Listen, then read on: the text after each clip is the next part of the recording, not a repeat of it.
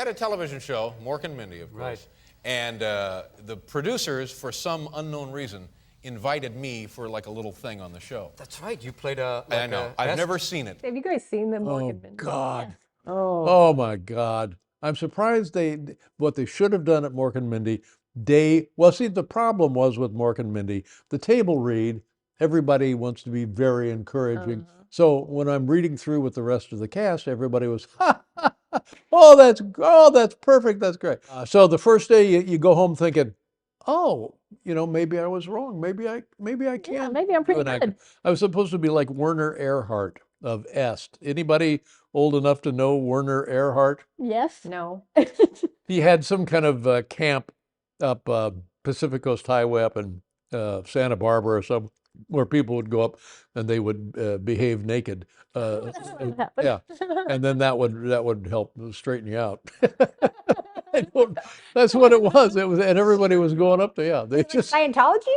no. This predated the big rush of Scientology. I Like 3 days of him yelling at you. Yeah, and it was Est, and it would take you in a different place. It was transcend you. Yeah, and so the table read where everybody's reading the script, I was a big hit, and then we started blocking the show, and then I would get notes from the director, Howard Storm, I think was the director, who was well respected in the world of half-hour situation comedies.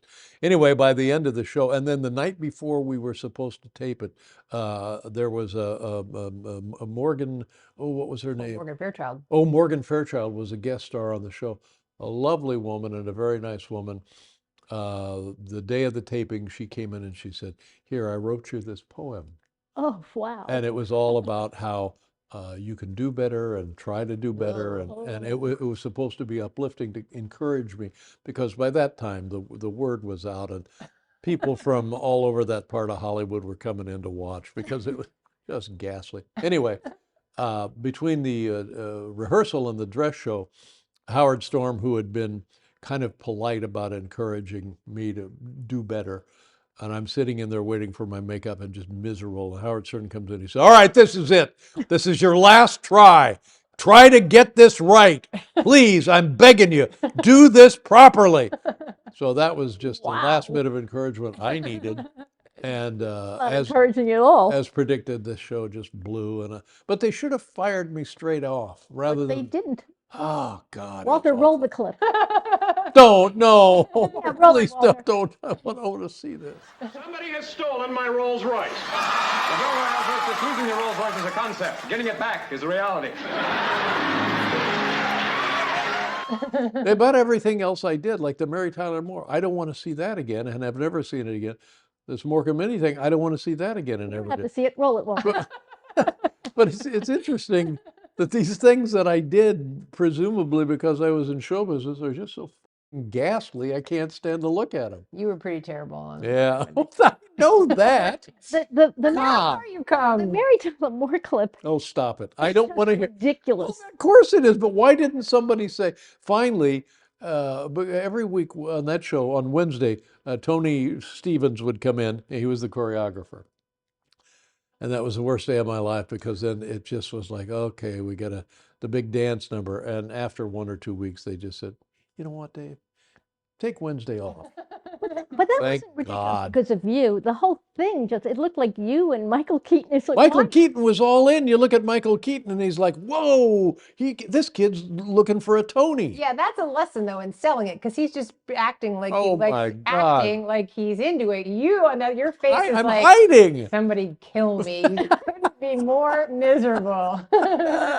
Roll that clip also. Oh, That was God. fantastic. With a little luck, we can clear it up. We can bring it in for a landing. All right, get up, everybody.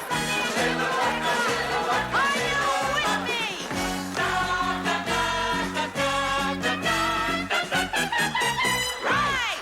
They were going to make Saturday Night Fever. Was that what it was called? John Travolta? Oh yeah. Or was it Saturday This Night is a Fever? good story. Was yeah. it Saturday Night Fever? Is that Yeah, the- Saturday Night Fever, the John Travolta, the disco movie. Yeah. Yeah. And they were going to turn it into a TV show. And my management people of the day sent me out on this. And I had no real understanding of what I was getting into. So we're sitting there waiting to be called, and I read the thing, and what it is I'm reading for the part of John Travolta, Right.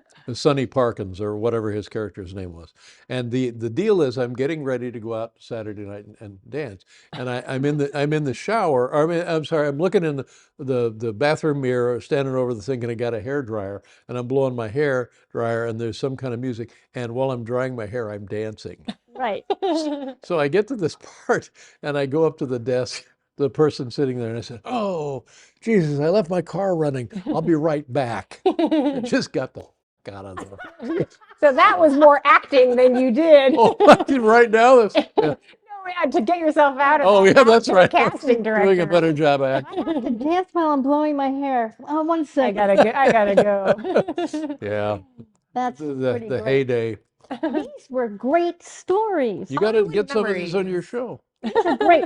This was an episode I can't wait to watch. I'm very excited. Yeah, be sure to plug the deal and open the Yeah, doors. yeah, this is great. Love it. You all better watch this one. Okay. All right. Thank you. Thanks for coming. She said, you gotta put together a resume like you worked in little theater and you sang this. And I said, I never did any of that. She said, it doesn't make any difference.